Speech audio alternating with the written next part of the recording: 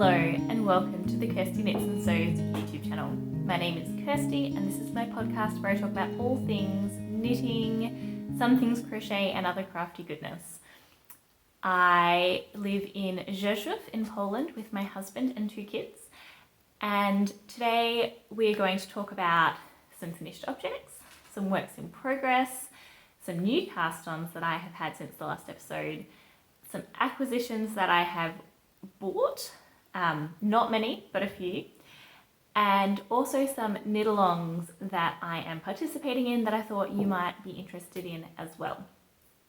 Also, not going to talk about it much, but I do want to give a shout out. There is a new tutorial coming for those of you who have been waiting.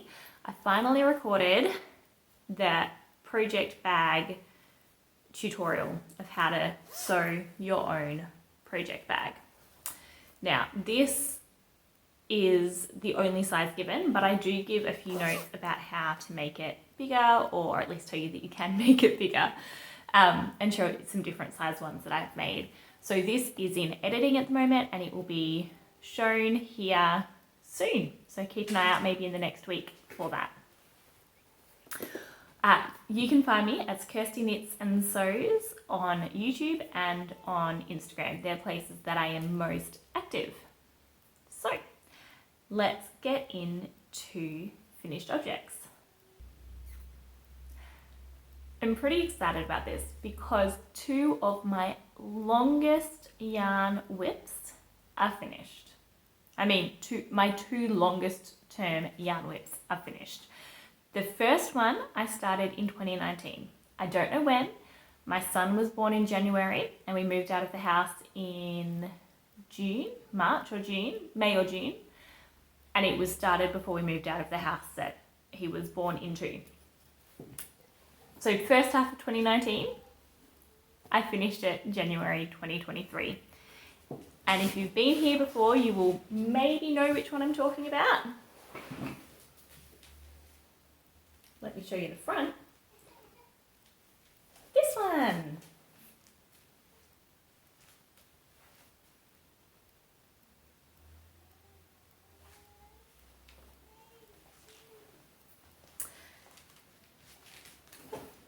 I'm just going to give a little side note here. If you hear my daughter calling out, she is meant to be sleeping. She is not sleeping, and so she's just calling out saying, "Mom, Mom," and that's okay. She will settle herself to sleep, but if you hear some little mums in the background, that's what you're hearing. If she obviously starts crying properly, I'll go to her, but at the moment she's just calling out, trying to avoid going to sleep. She's fine.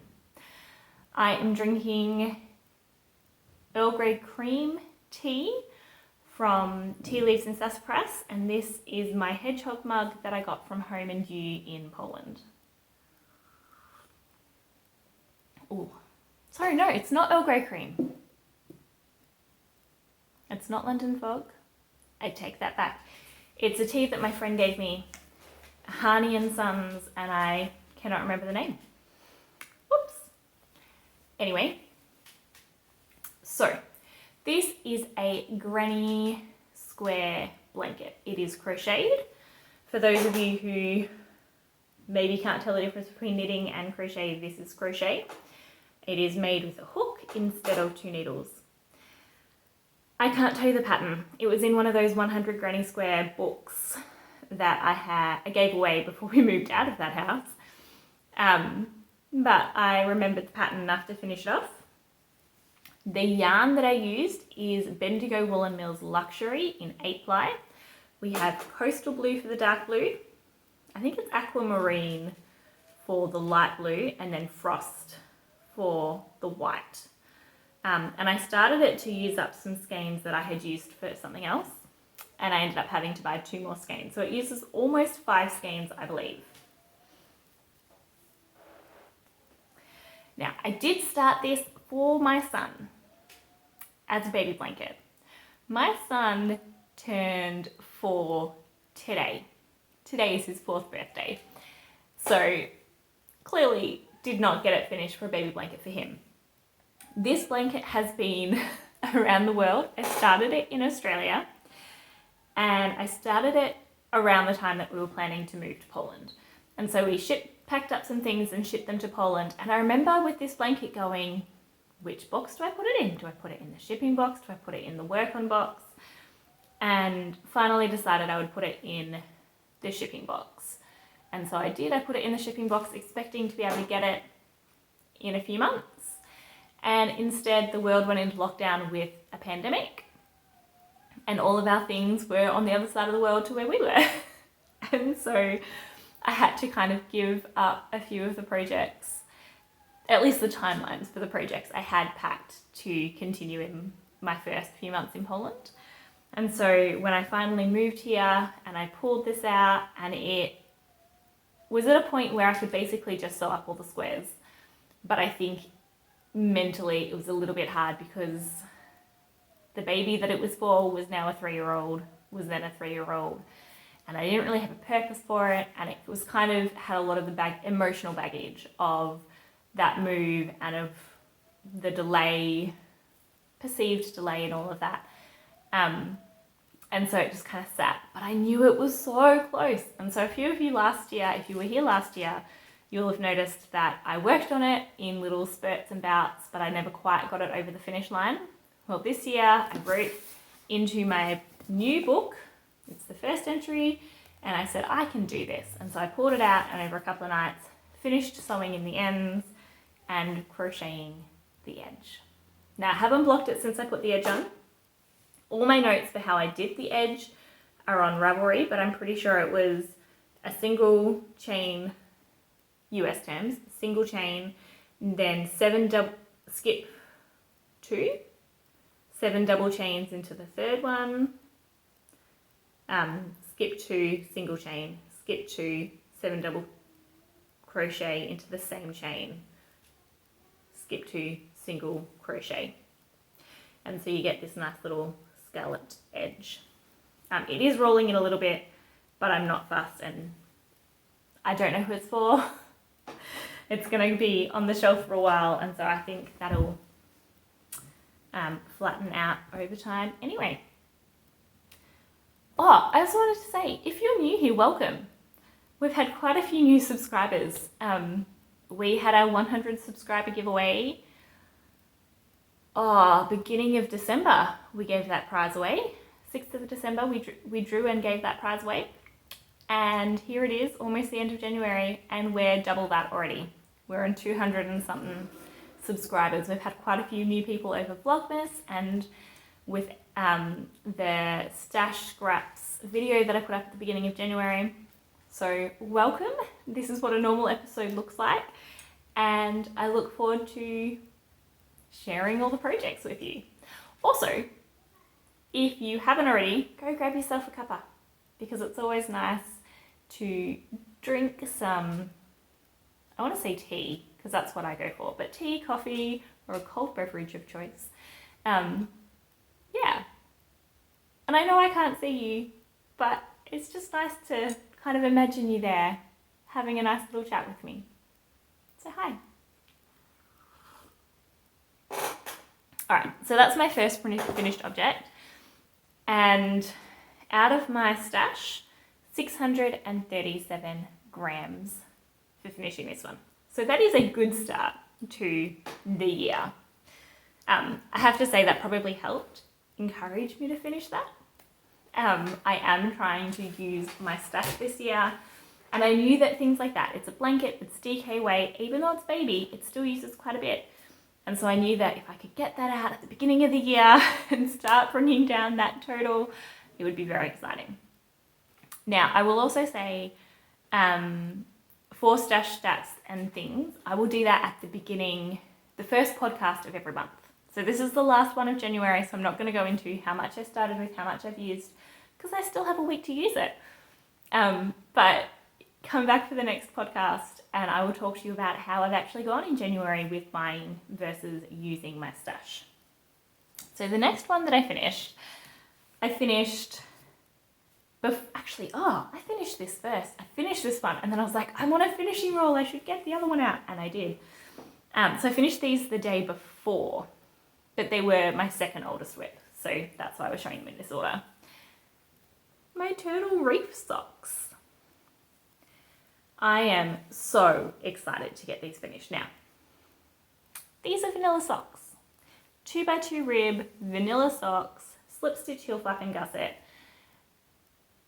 I did them on 2.25 millimeter. I normally do 2.5 millimeter for vanilla socks, but the difference is I did them continental style. I did them on 9-inch circulars, continental style. I'm an English style knitter. So if you don't know what that means, when I knit, I hold my yarn with my right hand and I loop it around the needle. Continental style knitters, they hold the yarn in their left hand and they pick the yarn up with the needle. It's just a different style. You can be incredibly quick or incredibly slow with both, as I have learnt. But I wanted to try continental because I knew that some people found it much quicker or much more natural.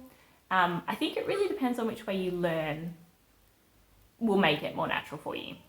But you can also teach yourself the other. And so I decided to do that.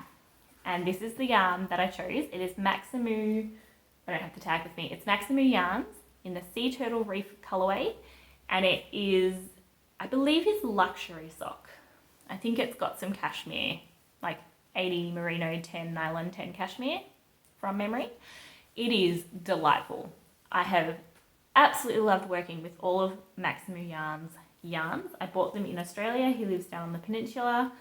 I bought them when I was possibly in lockdown in Canberra. But I have absolutely loved his yarn, both the colorways, the way that they knit up, and then also the feel is delightful. Now, here is my thing with this sock. Knitting a new style, your tension changes over time. So I started this and I was very, very tight tension. By the time I got down to here, I was starting to loosen up a little bit. By the time I started the second sock, I was significantly looser. So I don't know if you can see even here, like it's kind of bubbling out a little bit, where here it's quite tight. When I was knitting the second sock, I laid them out and I realized, so you can see there, I realized I was getting a couple of centimeters extra for the circumference. Like that's a lot. And so I kept knitting. I was like, I don't mind if one sock is looser than the other. But then on the podcast a fortnight ago, I realized that I'd actually, in trying to match stitches, that one's not going to help you, that way. What I do when I'm knitting socks is I put stitch markers in every 10 rows so that when I'm knitting the second sock, I can do the same row count exactly. And I find it just a simple way that I can move from one to the other. But because the tension is so much looser on this one, the row gauge was also different. And so I still had, I think, 6 or 10 rows more to do on this one until it was the same row count. But I was already a centimetre or two longer in this one than in the first sock because my gauge had changed.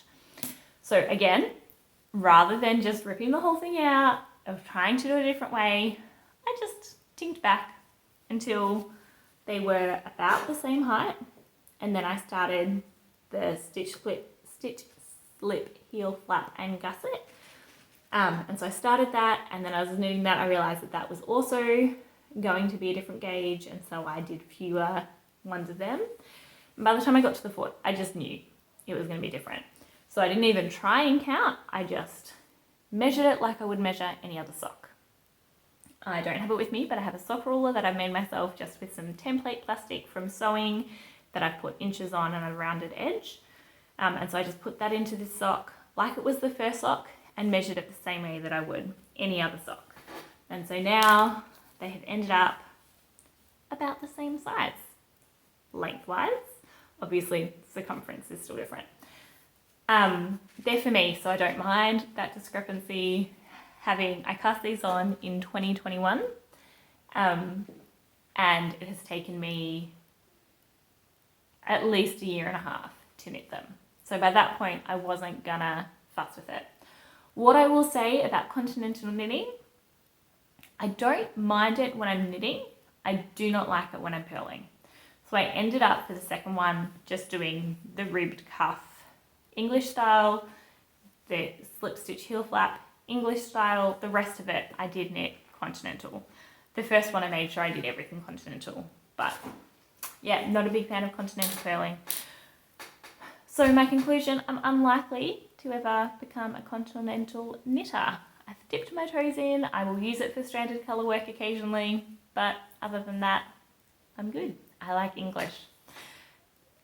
I like trying new things, but I'm also okay with sticking with what I love. And English is just so much more relaxing and enjoyable. Thus, I made 20 pairs of socks last year. None of them were these, because these were continental.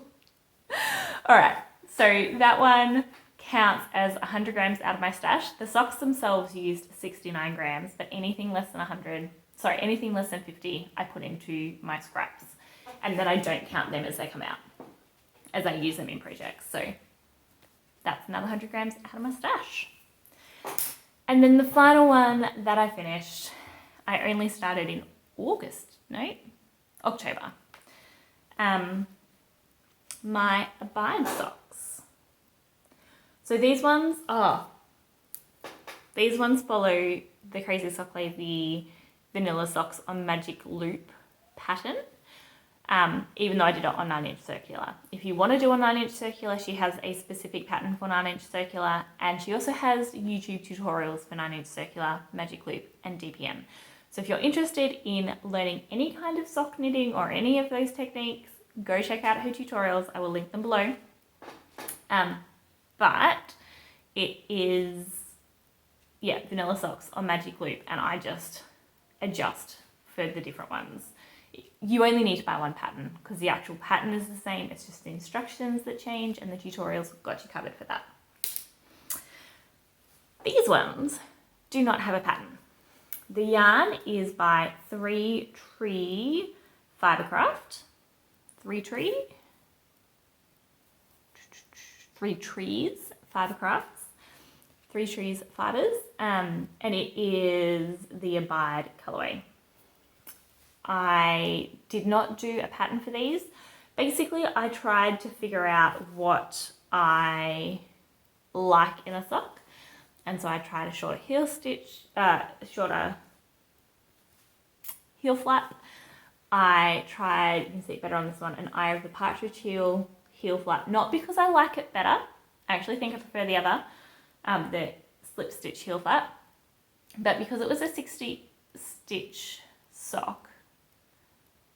So I think it meant that I was going to end up with a double stitch somewhere. I don't know. I don't even remember what my reasoning was, but I decided to do this way instead. Maybe I just wanted to try something different.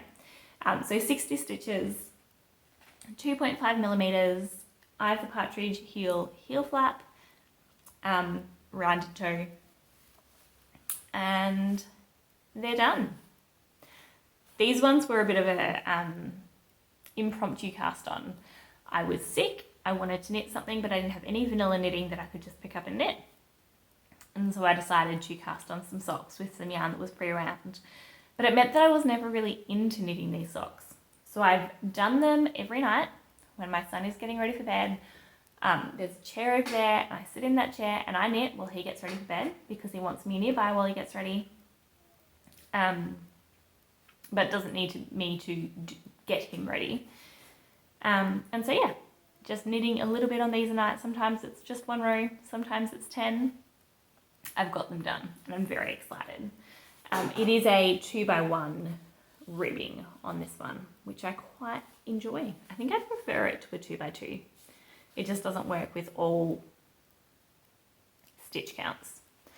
Also, my nails, if anyone is interested, they're Jamboree. I used to be a Jamboree consultant and I love Jamboree nails. I haven't been a consultant for quite a few years and I have a lot of nail wraps left, and so I just occasionally do my nails. But I love that they kind of match this sock. All right, I'm gonna grab a drink and I'm gonna write down a note about those tutorials so I remember to link them.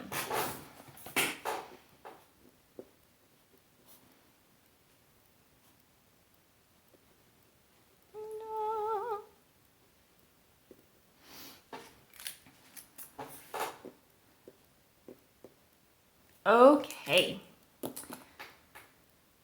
I'm still trying my whole let's not over edit the podcast so that I can get them up in timely manners. So there will be a few things like that where I just grab a pen and write it down because I want to give you the information that I promise in the podcast, but when I'm coming back to edit and upload, I don't always remember. So I'm going to try and write them down as I go. So if there's something I need to share with you or let you know or link, I can. Okay, well that's all my finished objects for the fortnight. I'm actually pretty happy, even though I would say none of them are like my passion, like my labor of love projects. They've kind of been sitting around long enough and I just want to get them off the needles projects. But I'm really glad that they're done. I have 2 new pairs of socks to wear, a blanket to put in the cupboard. But it's nice to just have a few less things on the go, she says after she's already cast on 2 new projects. Yes. Oh, what I'm wearing. This is the Mindfulness Pullover by Twin Stitches Designs. It is designed, I think she has a short sleeve and a 3/4 sleeve. I just made the sleeves longer to be what I wanted. All the colour work is part of the pattern. All of the fade is something that I did because I didn't have enough. I only had 2 skeins of the main colour and I knew I wanted long sleeves. So I just played with a bit of a fade to get it to work. All of the yarn in this is a Vera Yarn Designs yarn, which I have her label here on a different skein. Yeah, absolutely love it. It was one of my first finishes when I moved to this house. But it's a fingering weight pullover and it's just comfy. It's warm, but it's not too warm. And it's my only one of this type, like warm, but not too warm. I have a lot of DK and worsted weight. And when I first made a fingering, I was like, oh, you don't really need it. But actually, you know what? A fingering weight sweater is perfect here at certain times of year. So I think I'll make another couple so I have a bit of an option. Not necessarily this pattern, but a couple more. I will say the sleeves are a bit tighter than what I would like, but I don't know if my tension just got tighter over the sleeves or if I just needed to pick up a couple of extra stitches because my top of my arm is usually a little bit bigger. I don't know. Sizes are weird. For the size of my waist, the top of my arm is a bit bigger than what most people would expect, I think is the deal. I don't know. It's happened a few times with different ones, so maybe I do just need to go up a needle size for sleeves like I've seen recommended. Okay, now on to WIPs. Now there are 2 WIPs that I have not touched at all. I'm not going to show you. I showed them all in the last episode, so if you're interested to see all of the WIPs that I had on the needles at the beginning of the year, go check out that video. I'm only going to show you the WIPs that I have worked on since last time. WIPs is work in progress, if you're unfamiliar with that term. I did work on a scrappy project, but scrappy projects are long-term projects and I'm not going to show them every time I work on them because they're usually blankets, and if I work on them it might just be a few rows, and if I show them every time I do a couple of rows you will get sick of seeing them. So I will try and show scrappy projects when I think I've done enough that it's worth sharing. I did remember to put a marker on it so I can, you know, when I show you again, be like, hey, this is where I was last time. I did change colour. That's exciting on a scrappy project. All right, first project here is my tri-gradient shawl.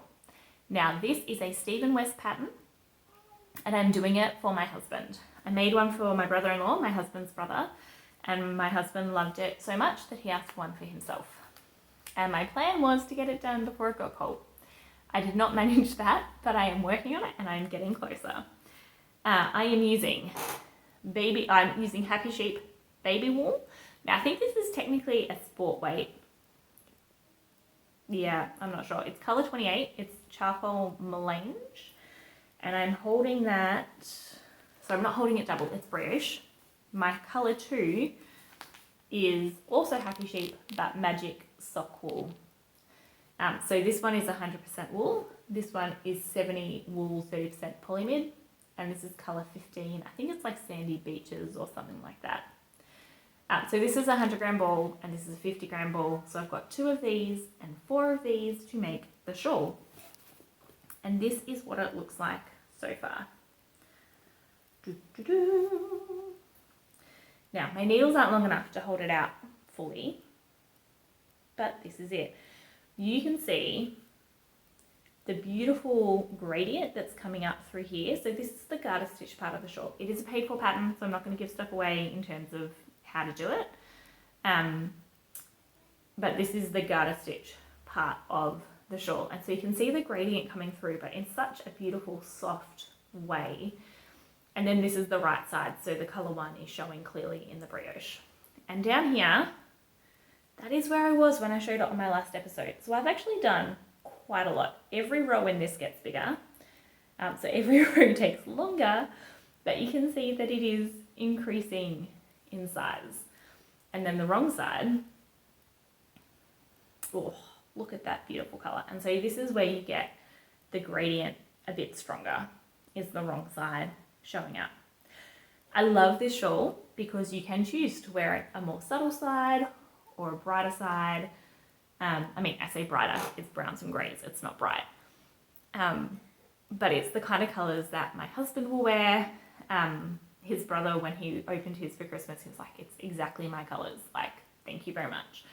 So very excited that they'll both have matching shawls on opposite sides of the world. This pattern is brilliant. Like I said, I've already done it once. This is my second one.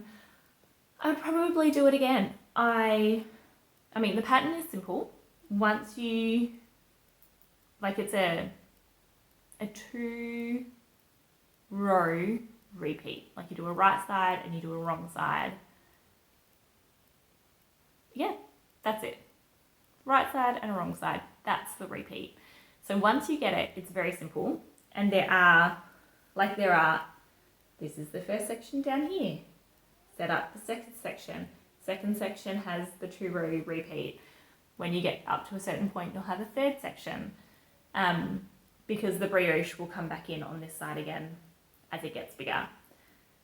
It's a very simple shawl. I don't need to look at instructions. I can just sit and knit. I don't think I need to look at the shawl much while I'm knitting. I tend to not look at knitting while I knit. And so for this one, I can just kind of sit and knit, and if I do something wrong, I can usually feel it. So yeah, very excited with that. I have almost finished the first ball of the grey-black colour. When I finish the first ball of that, I will be a quarter of the way through the shawl. So I'm not even a quarter of the way yet, but I'm pretty excited. What I will say is it's got an I-cord edge. And so you get this beautiful striped edge coming out of the I-cord edge. I love it. When I did the first one, like even here you can see, that stretches to there, that stretches to there. I-cord edges don't stretch as much as the fabric that they're on. So I've been deliberately trying to hold them looser, and I have been, and still you can see the overstretch on the rest of it.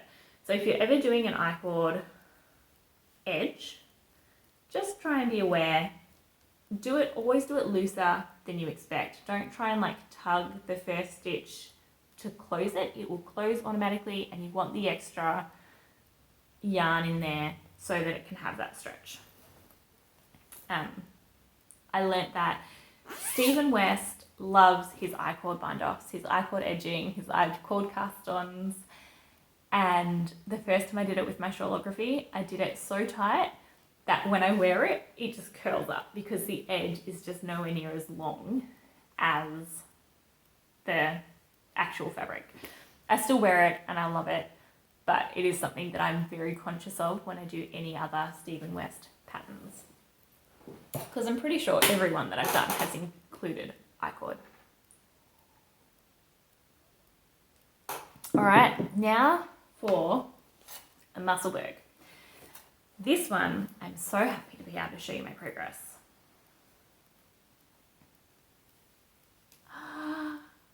So close. Now, this I think is only going to be a 16.5 inch before the thing. So I've got another 2 inches max before I start the decreases. It is a superwash yarn and I'm knitting it out of a sock blank. So I think I'll get a little bit extra stretch on what I would normally get from a superwash yarn. So I'm thinking I might even stop a little bit early and have it a little bit less long. It is for my 4-year-old and I'm doing the child / adult small size. And so I think he just probably doesn't need quite as much length. But he needed the diameter. So anyway, this is where I'm up to. I love the yarn. So my son and I dyed this together with food dye, with Queen food dye. And you can see there's some variegation there. I gave him a circular sponge and a bowl of blue and a bowl of yellow, and of course it turned green. I got a tip from someone for when you're setting up paints for kids is to avoid the brown mess. Just give them 2 colours, two primary colours and a bowl, and then they can mix, and whatever they get, they'll get lots of colours within the gradient of those primary colours, but you won't end up with brown. So I chose to do that with this, and he did this beautiful green, and I just love the subtle variations that I'm getting as I knit this up. Like, it's definitely not just green, but it's beautiful. So anyway, like, you can't even see it properly there. It's so rich, I think is the word I would use. So these ones, I'm doing 3mm, and I think I'm hitting a 7 stitch per inch gauge. I was doing these on my mindfulness interchangeable, I think I got the kindness set interchangeables. They have a twist at the edge, and they just kept catching when I was pulling the yarn up here. They would just keep catching, and I was not finding it enjoyable. So when I went to a yarn show in November and bought a pair of not twisting ones, just set cables, still interchangeables, but the part where they joined didn't pivot. And they still caught, and they actually caught more than the pivoting ones. And I thought, this is ridiculous. And so I thought maybe it was just that I'm doing it with kinky yarn, for want of a better word, like it's got kinks in it. I thought maybe it was just that. Maybe it was the tight circumference, and so it's kind of was catching more than normal. I have used those needles, the Mindfulness Knit Pro interchangeables, for other projects, bigger yarn, holding yarn double, and I haven't had the same problem. It still has a bit of a catch, but it's not as obvious as when I was doing the small circumference. Anyway, I was like, this is vanilla knitting. I was through all the increases. It was vanilla knitting, just plain sock knitting, and I was not touching it. I would not pick it up because it wasn't enjoyable to knit. And I knew I had so much more to go. I was still down here somewhere. I knew I had so much more to go. And so finally I said, this is ridiculous. And I bought a pair of ChowGoo fixed circulars in 3mm, 16 inches. And it's flying now. Like, utterly amazing. So much, it's so enjoyable to knit. There's no kink whatsoever. It just flies. So to give you an example, my husband and I, we had our 7th wedding anniversary last week, and we were gifted for Christmas a trip or tickets to see Fiddler on the Roof in Polish at the local theatre. And so we spoke to the people who gifted us the tickets and organised it to be a date night. and to be able to stay overnight with people looking after our children. It was amazing. But I knit through the entire thing. I'm learning Polish. I didn't understand everything, but I also knew that I was tired having been raising children all week, and I needed something to keep me awake. And I thought, what better thing to take than a Musselburgh, because it's just knitting. I do have tiny little stitch markers on here so that, here's a pink one, it'll be a bit easier. Tiny little stitch markers so that when I get to decreases, they're already marked. But other than that, it's just straight knitting. Well, I knit. I dropped a stitch marker in the first few minutes. I found it again in intermission, but I knit. And I knit and knit and knit. And then when I came in after intermission, I was like, you know what, I'm just going to mark and see how much I knit.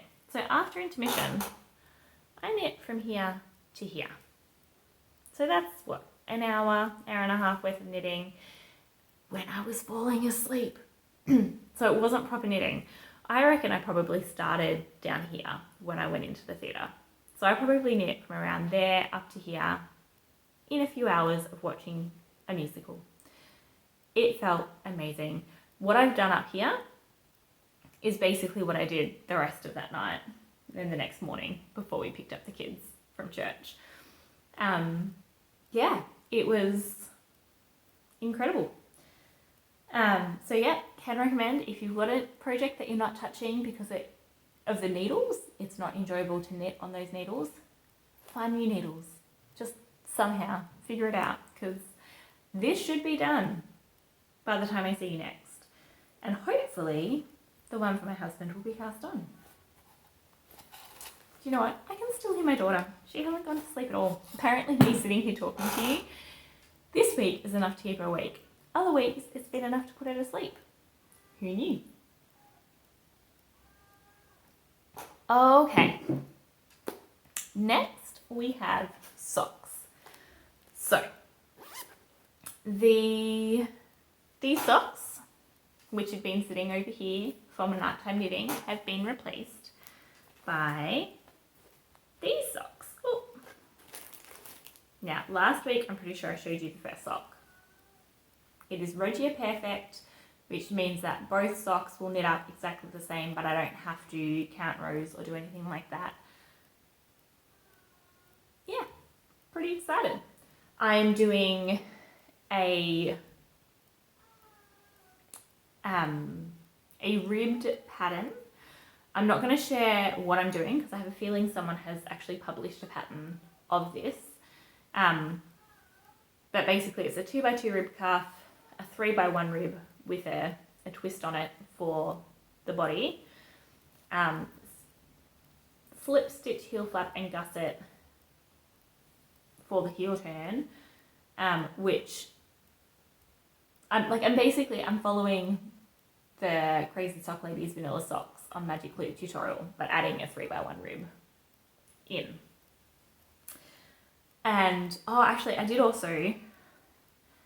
I cast on 64 stitches, but that's too big for me. So I was like, maybe with the ribbing, so that's why when I got down to the ribbing, or to the main body, I was like, I need to rib this sock. I can't not, or it'll just be swimming on me.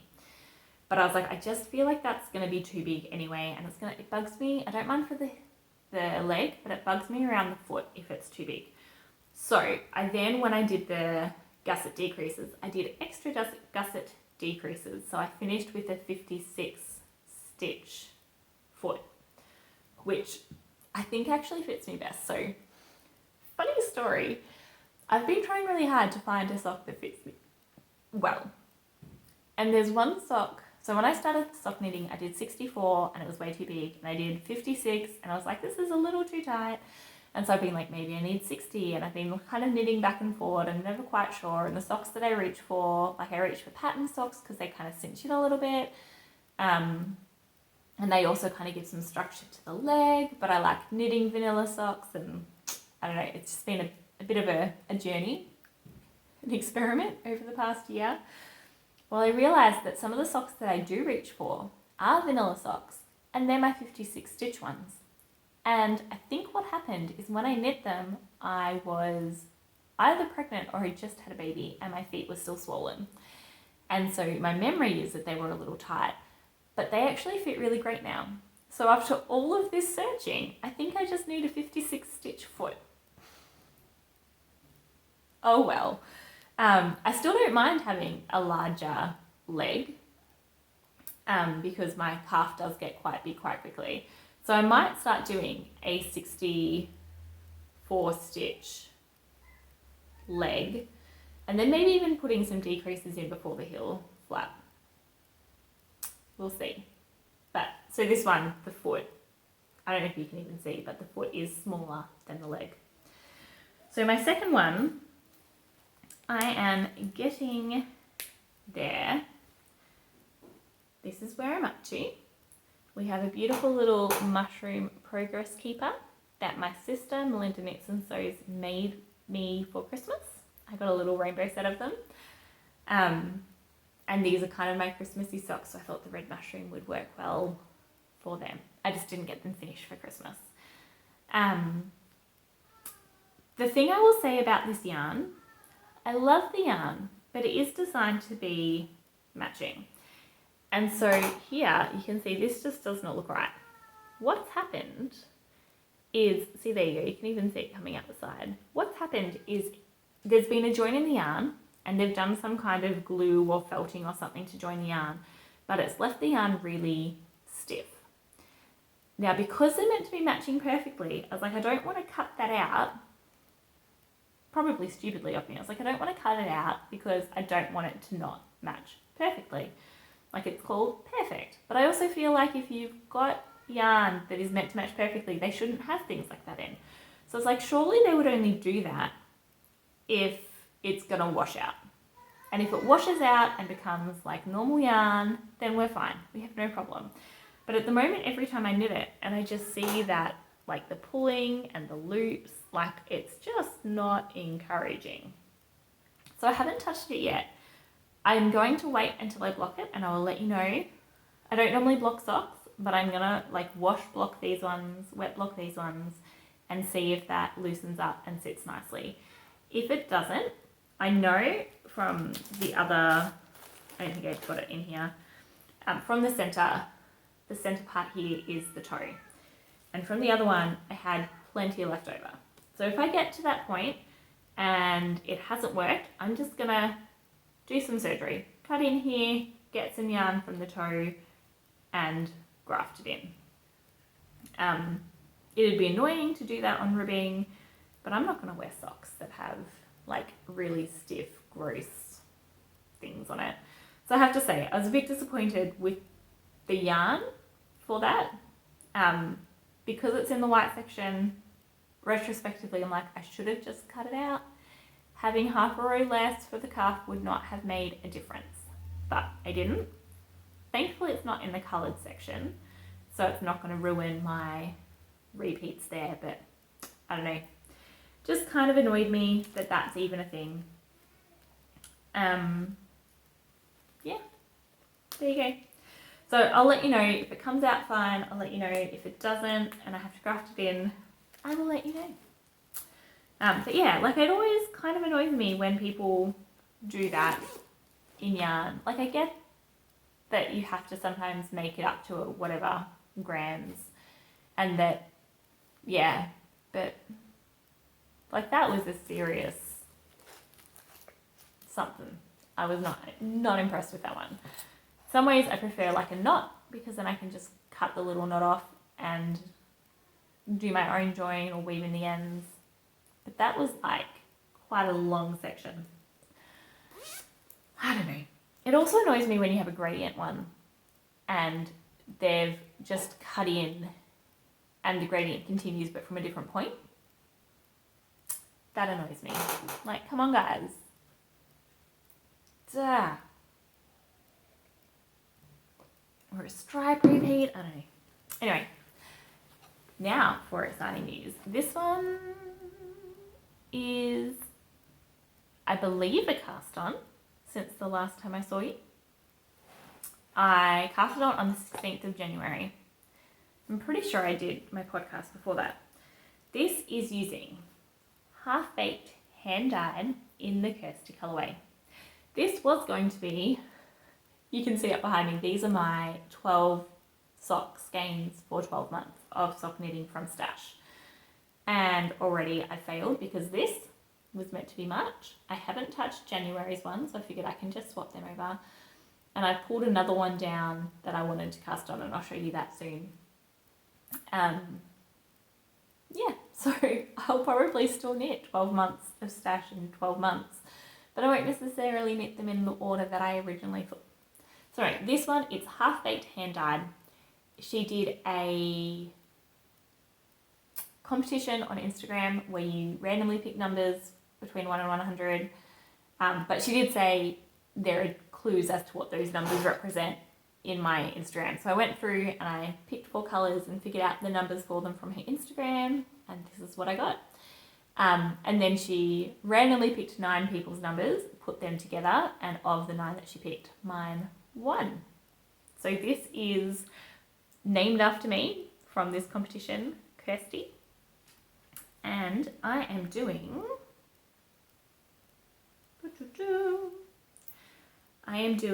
the heel toe do-si-do pattern by the Crazy Sock Lady. I love this. Now, I won this yarn. It was free for winning the competition. But this yarn is amazing.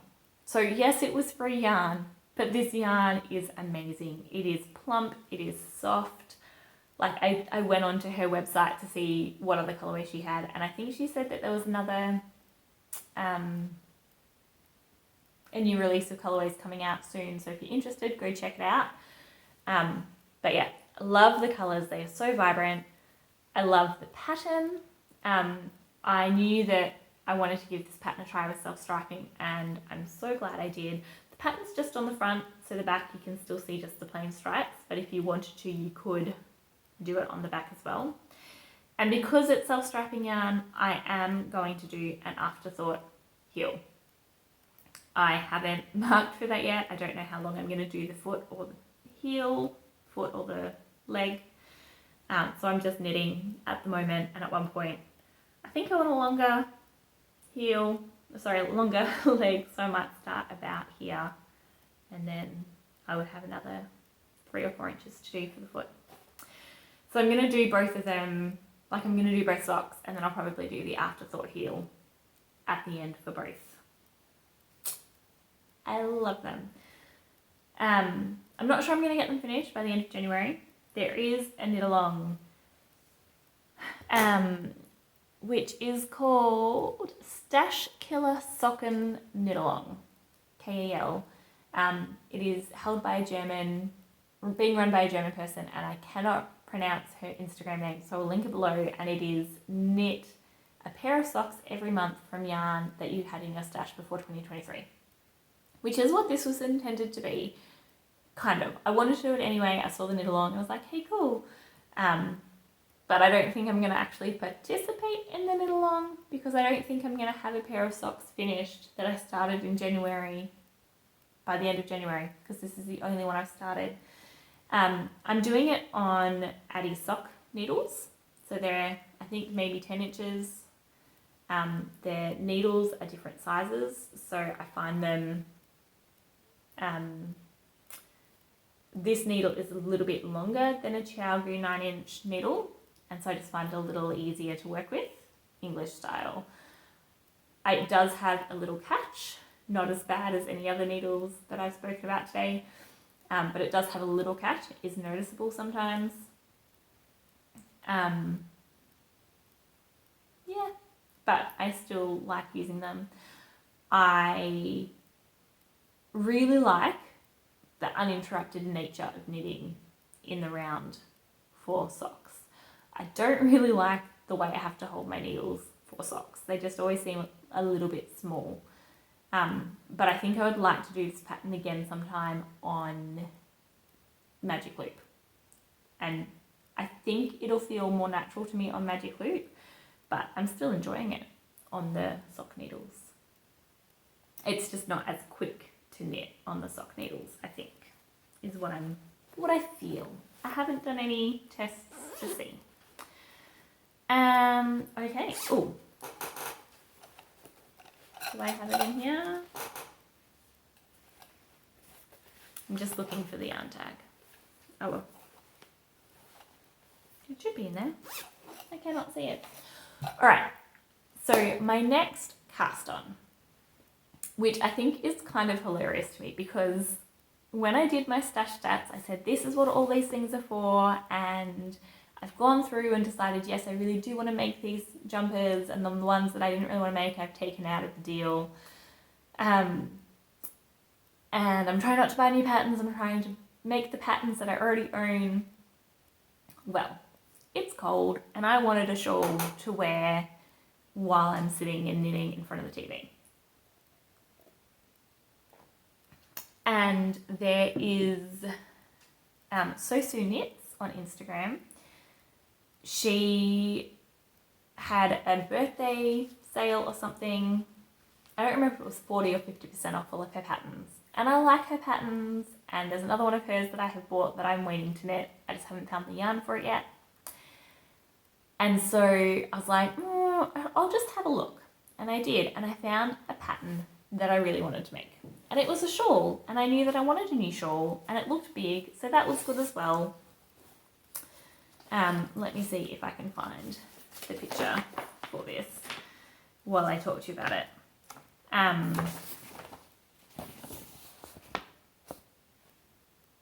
mean, come on, so pretty. It is a lot of brioche. I don't know if the entire thing is brioche, but it's called brioche plus mystery. She did it as a mystery knit along a couple of years ago, I think. But I really love it. And obviously this isn't colour, but in colour it's soft pinks and some deep blues and some white or off-white colour, and it just looked really lovely. Very sweet, delicate kind of shawl. And I thought that looked so warm and cozy, and I would love one of them. And what yarn did I have that came to mind? Yarn that I put aside for a jumper. So my leftover yarn from the Shawlography Mystery Knit Along, for which I used Holst Yarn Super Soft Yarn, which if you ever order this yarn, be warned, it is not super soft when you get it. It becomes super soft when you block it, when you wet it, when you wash it. And even then, like I blocked my shawl, I think 3 times. I washed it and blocked it 3 times or something to get extra stretch and also to get it to feel soft. And it still feels like wool. It's not like soft like an acrylic blend or something like that. It still feels like wool. But definitely when you get this ball, don't worry. I was freaking out when I first got it. I was like, how is this soft? It is false advertising in the name. It got there. That's why I'm making another shawl out of it. So anyway, I'd put some of this aside for a sweater. I ended up, for the shawl, for the Mystery Knit Along Stephen West, it said you needed 2 balls of 5 different colours.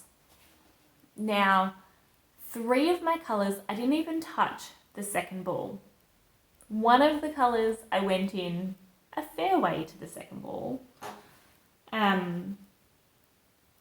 think the other one, maybe I took a tiny little bit off the second ball, but the rest of them, like, I didn't even touch the second ball. I could have bought 3 balls less and still finished my shawl. Would have been yarn chicken, but I could have done it. So I still had a sizable amount of this yarn left, almost 5 balls, and I found a pattern that I wanted to make, and so I bought some more in this colour so that I could do a cream cardigan with stripes of the colour. No, actually it wasn't this one.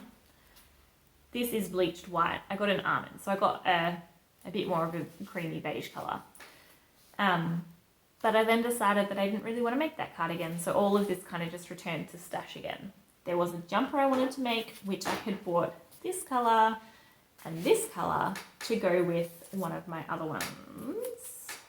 Nope, to go with this one. So to go with my leftovers to make a jumper, which I would still really like. But again, I wanted to use them for this shawl. So I just basically went, grabbed almost all of my Holst Garn Super Soft that I have in my stash and popped them in this bag, which I also made for this purpose. This bag is made the exact same way as the tutorial that I will be sharing. I just started with bigger fabric and a larger zip. So I popped it all in here, and the pattern itself says I need 4 colours. I think I have 2, 4, 6 colours in here currently. And I think what I'm going to do is, because 2 of them are pinks and 3 of them are blues and 1 white. And so I'm going to just kind of mix them together as I feel. So it'll have a few more different colours, a bit of a different range of colour, but range of tones, but 3 colours. So like, they're my 2 pinks, my blues, 1, 2, 3. So brioche already kind of gives the imitation of extra colours. And so, yeah. So this one, it is a fairly new cast on.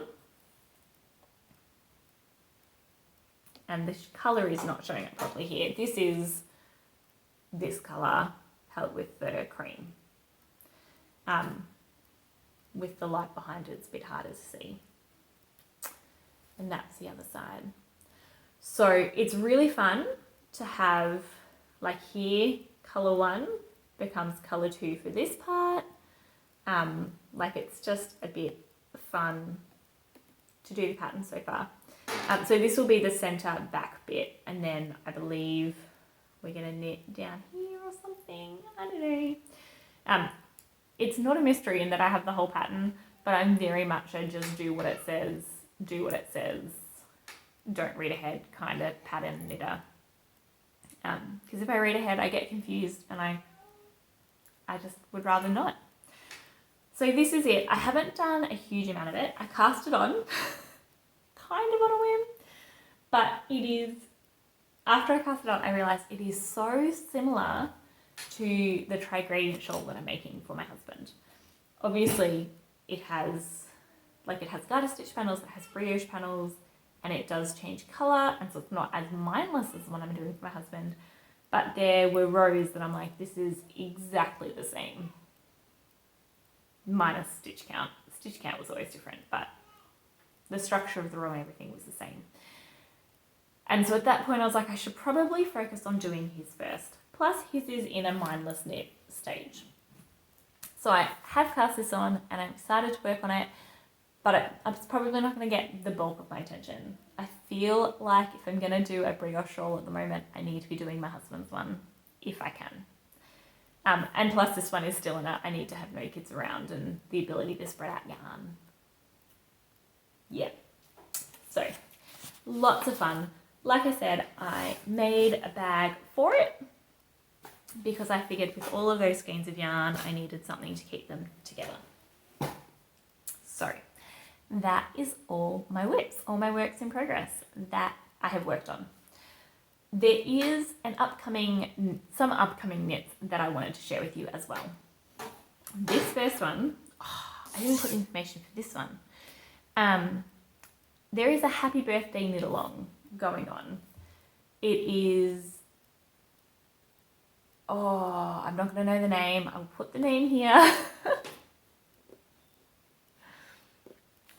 Happy birthday knit along. It is held by this woman. She's a Polish woman, but the knit along is held in Polish and in English. And so I'm doing this partly as a way to practice Polish because I want to learn how to read Polish patterns more. And I know that she will be putting the pattern out with Polish and with English, and so I can use the Polish, and if I'm unsure of something, go to the English. It is also free. This is a pattern she hasn't had test knitted or anything like that. She's just making it up, from my understanding, making it up, and then a week after she's done it, she's sharing with everyone else. And so it's just a thing that she does for her birthday. I think she did it last year, and I quite liked the one that she did last year for it. But yeah, it's just kind of a way to knit along. I don't know if she publishes the patterns afterwards as a paid for pattern, and this is kind of her way of getting them test knitted. or if they stay free forever. But if you're interested, go and check it out. You can sign up for Polish or for English, and then it's all put out in Facebook groups, in a Facebook group. So the same group for Polish and English. You can ask her questions in Polish or English and she'll answer both, and people will answer in both, read both. And Facebook has a translate function as well, where it can automatically translate things for you if you want to set that. So anyway, I saw this and I thought that could be a lot of fun to do a knit along.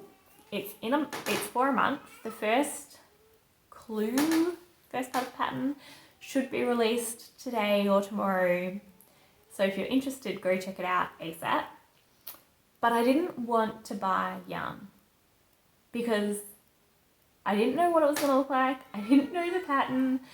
I may love it, I may not, but I didn't want to go buy yarn for something that I could potentially make out of stash. So I had a look at what I got and I decided to try making it with these.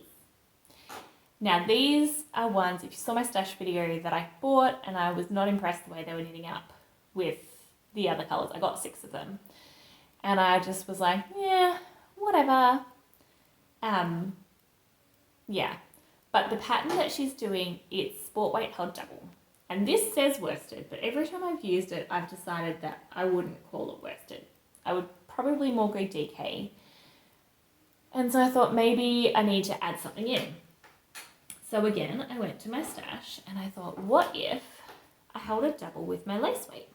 So I have an orange one to do with that one, a blue one to do with that one, and I didn't have a pink one, but I thought I'd give it a go with those. And I found a very pale lace weight one to hold with the pink. Well, I didn't like the pale one. This is my little test swatch. You can see the pale one just stands out a mile. I did not like that, so I scrapped that idea. But this is my test swatch. You've got the orange down here. The pink here is being held with the orange to get the gauge. And then this is the other one held with the blue. Which, to be fair, in some ways I'd rather hold that with orange as well, but I don't think I would have enough orange to do that. And so it's just going to get its own colour. But for the same purpose, I didn't think I'd have enough of the pink. So I did buy another lace weight. So Lana Gatto Harmony 2x30, extra fine merino. And so I'm going to hold this with the pink. And that will give a little bit extra colour definition. It's very close to the orange, but is different. And I don't know how I'm going to do it. As in, the pattern, she has 4 different colours, so I'm not going to have the same amount as her. I don't know how much yardage I actually need. I'm a little bit large on gauge, so I thought I'd go down a needle size. But I kind of am imagining a mostly orange and pink sweater, which is strange for me because it's not usually the colours that I would gravitate towards. She's also doing it, you can do a pullover or a cardigan, so you have some flexibility with that. Yeah, so I'm just kind of imagining a mostly orange and pink sweater. And so I don't know whether I'm going to keep this blue in here. I may just do some darker colours. Like you can see the blue changes that colour quite dramatically. So I might do some of this, but use the blue and the pink. The yellow and the pink. This is 1,500 metres. I don't know how much this is. But I'd say it'd be 700 or 800 metres. So I should have enough to do it just with the orange and pink. And then maybe still add some of this in, but hold it double with the orange or the pink. I might do that. I did have another plan for this blue one. And I like the idea of using it up and having it gone. But I come back to this and I'm like, I don't mind having a stripy cardigan, but it's just not what I'm imagining. When I picture this cardigan in my head, I'm picturing the orange and pink without the blue. So maybe I'll just do that. I think I'm going to just do that. Thanks, guys. All right, so I will maybe keep the blue here or the teal here just for the moment in case I change my mind again. But I think that's what I'm going to do, is actually just keep it the orange and pink that I'm imagining. And so in 2 weeks' time, I'm hoping to keep up with this as a knit along. So this will get a lot of attention over the coming weeks. So hopefully in 2 weeks' time, I will have half of the cardigan to show you. Wouldn't that be exciting? The other knit alongs that I am going to participate in, there is a vintage Valentine make along, which is from February 1st to the February 28th. So the entire month of February. This is held by Moonglow Yarn Co. and the Crazy Sock Lady. And so to participate, you either need to use yarn from Moonglow Yarn Co. or be knitting a pattern by the Crazy Sock Lady. Now, it does not have to be socks from memory. You can do cows or shawls or whatever, but it does have to say Valentine's to you. I think what they mean by that is it doesn't have to be pink, it doesn't have to have hearts, but it has to have something that makes you go, ooh, Valentine's Day. Now, the Crazy Sock Lady is releasing a pattern, and Moonglow Yarn Co. has dyed kits to go with that pattern that are called, I should know this, Love Story. They're called Love Story, and it's with a vintage Valentine's kit. So it's kind of a vintagey brown colour, and then it has like kind of softer colours as minis. So that's the knit along. I'm really excited. I, again, didn't want to buy yarn, didn't want to buy a pattern. I don't have any Moonglow Yarn Co. yarn because they're American and I don't often buy or ship over from America. But I was like, surely I have something. And I have this pattern of the Crazy Sock Ladies, Rainbow Connection socks, that I've been wanting to make for a while. And so I thought I would make these socks with this yarn. Oh my goodness. So this is Vera Yarn Designs. It is her merino sock high twist, 365 meters to 100 grams, 100% superwash merino. It's getting slightly blown out, but it is very bright. Blue, a little bit of purple, some orange, and some pink. This is White Rainbow by Sally Ridgway, who is a Tasmanian dyer in Australia. Sorry, Vera Yarns Ireland, Australia, that I bought before I moved over here. And I've tried knitting it a couple of times, and I haven't liked the way it was knitting because I didn't like the colour I was pairing it with. I was this beautiful white yarn with some really deep, bright pops of colour, and I was pairing it with kind of a more pastel pink, and it was just kind of dragging it down. And so I decided that it needed something brighter and to brighter. So I'm really hoping these two will pair well. I think I'll use this as kind of the main colour, and this one will become the vertical stripes up the front. So I'll kind of be going by this one in that the darker colour will be the background and then the white will be the pop colour. It's not self-striping. It may have micro stripes, I'm not sure, but it's not self-striping. So it'll just be a very bright, fun sock. So that one I'm planning to cast on February 1st or sometime very near that. I'm really excited. Like just, oh my goodness. Yeah, I love it. And I think it'll do this yarn justice. If I have leftovers, I'm tempted to do the same yarns for Alindria Knits has her Heartspun socks coming out on January 31st. And so if I have leftover from this, I may make the Heartspun socks. Heartsplosion socks. They are basically just socks with hearts all over them. Colourwork socks, absolutely gorgeous. I would probably do them for the vintage make along, but then neither the yarn or the pattern would be Crazy Sock Lady and Moonglow Yarn Co.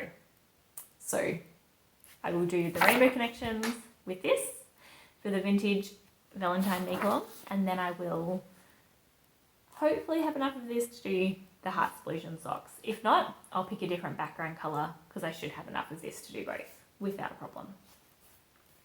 So there you go. The other one, the other cast on that I stole from up here is I want to make some just vanilla socks again because I haven't got any vanilla socks on the go. I have the Musselburgh, which is kind of scratching that itch, but I have only pattern socks on the go. And once I finish the kind of 3-1 and ribbed socks, I'm going to need something else up here that is just kind of a mindless knit. So I've decided to do these ones for that. So I'm going to do this as the main colour and heels, toes, and maybe a pop of colour at the cuff out of this one. These are both ones that I dyed, and so this one is just kind of an all over yarn. This one I did a little bit of colour management, and so I'm just kind of interested to see how it knits up so that in future, as a vanilla sock, so in future I can have a bit more knowledge about how yarn dyeing works. I want to knit a lot of the ones that I've dyed so that I know how they knit up and can plan for the future. Okay, so that is new cast-ons, that is planned cast-ons. I finished 5 projects this month already, and I've cast on 2 and I have another 3 sitting here waiting to cast on. So that sounds about right. I'm still working through other ones that I have started previously as well. So I've made good progress on quite a few things. There are 2 other knit-alongs that I wanted to mention. The first, there is an easy peasy scrappy knit-along that starts February 18th and goes till the end of March. That one is by Everything Shapes Us. I'll put all, I don't think I said this at the beginning, I will put all information about knit-alongs I mention, anything like that down below. Any projects that I mention here, I will also link their project pages on Ravelry, so if you have questions or you want more information or the pattern, you can go there and check it out. Okay, so Everything Shapes Us. It is a sock knit-along. It can be any pattern, any size, any weight of sock, like any thickness, DK, fingering type thing. But you have to use at least 6 colours or scraps. So, I like scrappy knitting. I have a lot of scraps waiting, and I have some ideas. So I'm planning to participate in that. I think I wanted to last year, and it was just a bit overwhelming. So I'm planning to do that this year. And I thought, if you're interested, why not knit along with us? The other one that I'm interested in participating in is the Year of Stash Knit Along by Doso Knits. And this one is is basically knit from stash. Now this one is any projects that you knit. It doesn't have to be entirely from stash, but it should be from stash that you had before 2023 started. You can enter, and her entry is by Google Form. So there is a hashtag, but you can also do it by Google. Sorry, there is a hashtag, but she'll be pulling winners from the Google Form. And in that it will be how much did you use, how much was from your stash, all those things. I presume will be on that Google Form. I haven't done it yet. So some of the project must have been in, some of the yarn for the project must have been in stash before 2023 started. And I don't know if WIPs count for that one. I'm not sure. If they do, I've definitely got some that are finished. If they don't, not yet. But both of my new cast-ons would count when I finish them. There is also one more. Rachel is knitting. She has a knit-along which is very simple. Use 2,023 grams of your stash in 2023. Oh no, sorry, just use 2,023 grams of yarn in 2023. Very, very simple. It doesn't have to be stashed before 2023. It can be new cast-ons. She's like, it can be WIPs, it can be new, just whatever, just use that much. It's that simple. So I will also probably be participating in that. But I won't be counting WIPs. I will just count new cast-ons for that because trying to figure out how much I've actually used of WIPs would be a bit hard. All right. So they are the knit-alongs that I am looking at doing. Any projects that I finish for them, I will probably mention, or that I have cast on for them, I will probably mention them again. If not, come back to this video, or to get the links and things to Instagram. I found quite a few knit-alongs that are happening on a Discord server. And I'm not on Discord. My husband is because he uses it for gaming, but I'm not. And so I was like, oh, okay. And I think it's a way to get away from Instagram because people are getting annoyed with Instagram. I don't know, but those ones I just kind of passed over because I'm not looking to start another profile on another thing and keep up with another app. It's just not happening. Okay. So, new cast-ons, acquisitions. Alright, so I've already mentioned my 3mm needles, which I am loving. I've shown you my pink lace weight yarn. Well, the pink lace weight yarn was not very expensive, and shipping for that was half the price of the yarn. You can't do that. So I don't know if you can get free shipping from the shop. I was not going to buy enough to make it so that I could get free shipping, but I did not want to ship one ball of yarn. However, this shop has some yarn that I've been looking at for a long time, and I would love to make a full sweater out of it for a friend, but I don't want to buy a sweater quantity if I've never actually used or touched or felt the yarn. So I bought one ball. Rowan felted tweed. Now this is getting a bit blown out. It is darker. That's probably more accurate. It is a darker colour. I love it. I obviously haven't knit anything with it yet, but it feels beautiful. It's Rowan, so I expect it to be quality. But I think this will work really lovely for the sweater that I would like to make out of it. It is 50% wool, 25% alpaca, 25% viscose, and this is colour 150. I don't know what that counts as, but 150. Absolutely gorgeous. Now, I am not going to go and buy a sweater quantity of this quite yet because I'm not going to cast on the sweater yet. And that's a lot of money because it's a colourwork sweater. It's quite a lot. So I'm going to wait until I'm ready to cast on, and maybe I'll use this in a pattern before that just so I can see how it washes and hangs and all that kind of stuff. I'm not sure what I would do with it though, but it's so pretty. So pretty. Oh, and now it's on the floor. All right. That's it for acquisitions. So and I mentioned that there's a new tutorial coming, so keep an eye out for this. That is all of my yarny stuff. So if that's what you're here for, thank you for joining me. It has been a delight to share with you what I've been working on and some upcoming things that I've been thinking about. If you're interested in participating in any of the knit-alongs, like I said, I will link everything below so you can find out who it is on Instagram, how they're doing it. Go over there and check it out. Now I'm just going to share some life stuff. So if you're interested in life stuff, stick around. If not, I'll see you in a couple of weeks. So I mentioned before, 7-year anniversary. We went out, had a night away. It was lovely. We've done that twice, I think, in the past year since we moved to Poland. And so that's been really nice to just have a little bit of a break. One night away isn't a lot and it doesn't ever feel like enough, but it is better than no nights away. I got to sleep in until 8 a.m. It was amazing. It was so good. I haven't done that for years, it feels like. My oldest child is 4 today, so I'm making him a bluey cake. It looks like bluey just from the cutout, so that's good. I iced it before I came up here with just a buttercream to kind of stop crumbs getting into the actual icing.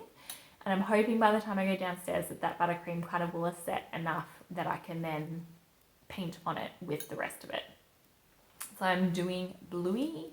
I need to mix up the colours with the rest of the icing, and hopefully that'll be ready to go before I get home from preschool in, let's see, I don't even know. 2 hours he gets home from preschool, so there's a bit of work to do before then. We're going to have a party for him this afternoon, one little boy from church and a lot of adults that really are his friends. Our friends are his friends in a lot of ways. Living in another country is strange, guys. He wanted to invite someone from preschool over for his birthday, and I couldn't understand the name that he was saying. He has a speech delay, so not everything's clear. We couldn't figure it out. We figured out what shoes she wore, but since she was in preschool, I couldn't figure out who it was.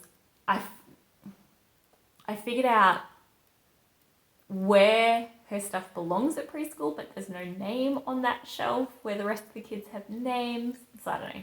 And then I was like, and even if I knew who it was, I wouldn't have the language to invite her, like to talk to her mum to invite her over for a party.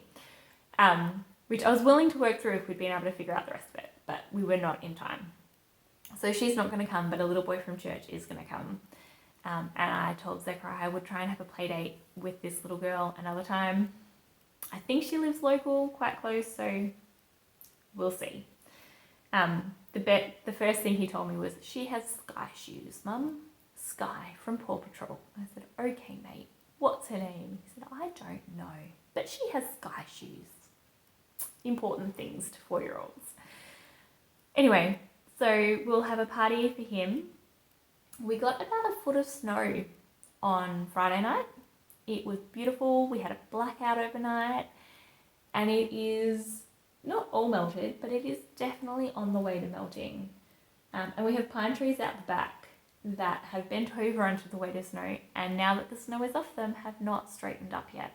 So not sure what we're going to do about that, whether we can kind of lash them to each other or something to try and get them growing straight again. It's the second snow of the season that has had them bend down. And the first time they sprang back up reasonably well, but then as soon as there was extra snow, it just fell over again. Any tips? Anyone have pine trees that this happens to? We are snow newbies, so we don't know how to care for trees and snow. Oh, and this one is kind of yarn related. I'm very excited this year. Me and my sister and my mum and another couple of friends are doing an advent swap. Last year, my sister and I did an advent swap where we swapped scraps, so anything 4-ply that we used throughout the year, we just put aside 20 grams if we had leftovers, and then at the end of the year swap them. And so if you saw me in Vlogmas, you will have seen me opening them daily. It was really fun. This year, we are all getting into dyeing yarn, just as a hobby, just for fun. As far as I know, none of us are selling it, but we're starting dyeing yarn. And so this year we decided, instead of swapping scraps, we would each dye 5 colours and have a rainbow gradient swap. So I'm pretty excited. Last week maybe, we divvied up the colours. And the colours I got are red through to an orangey yellow kind of colour. Not the colours I would normally go for, but I have a lot of ideas of what to do with them. And I will probably, without giving too much away because people who've participated in this will be watching this, I will probably go for deeper colours rather than the brighter colours. So the colour wheel that we're using, the bright colours are on the outside, but if you look inside, they have, I think, 10 deeper colours and 10 lighter colours for each colour. And so you end up with quite, for every colour on the colour wheel represented, there are 11 shades of that colour. And so I was looking at them and I have some really fun ideas. It'll be a mix of maybe some tonals, definitely some speckled and some variegated. And I'm really, really, really itching to get my dye pots out. I think I will turn my skeins into minis before I dye them and then dye them as minis. Oh, but I am so itching to get to it. Clearly preparing for a birthday party has made that one stop. Doing a tutorial last week took some of my time, but I'm very excited. So watch this space. I will not be sharing any of the colours here because, like I said, people participating in the swap will see it. but I will be playing with other dye over the coming months and other things. And I also bought, doesn't count towards my stash because it's not usable yet, but I did buy 5 skeins of DK weight yarn to make a fade for the Fade Neve Fade sweater by Andrea Mary, which I've also been wanting to make for a long time. But I have not been able to find a 5 colour fade in DK at any of the yarn shows that I've been at, in colours that I would wear. So I'm going to try and dye some. And I have not decided what colour. I really like even deeper than this, like a deep magenta, burgundy, like this kind of colour, maybe. Like I really like that, but I don't really wear that colour. I do, if it was more red, I would probably wear that, like a deep orangey, maybe turn it into an autumn sweater.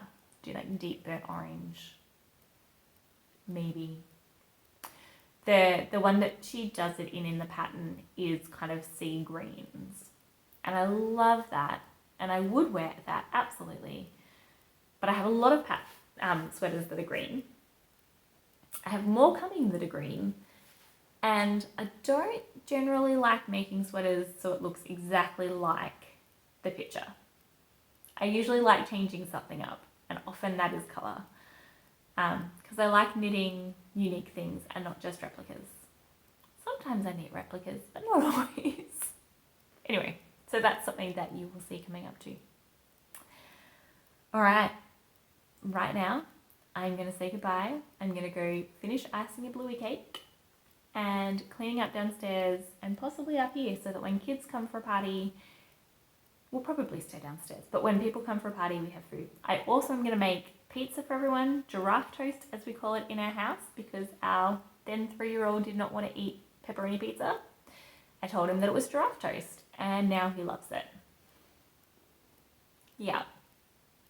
So I'm going to make that for everyone tonight. So I need to go get some dough rising, so that when it comes to tonight, I can just spread it out and go. All right, well, thank you so much for joining me. I've had a blast sharing all these things with you. I really miss having a knit group, but I so appreciate having friends here on YouTube that I can talk with and share these things with. And thank you so much for everyone who's been commenting on the stash video, on Vlogmas, on the last podcast, and just sharing your thoughts on the things that I'm making and my plans. It's been so nice to just kind of engage with you guys and have chats about things, and hear what you guys are doing as well. I just love it. So thank you so much. I will see you in a couple of weeks for another podcast. That is my plan. But hopefully next week sometime I will be posting the tutorial for making a project bag. So keep an eye out for that. All right, thanks. Happy crafting.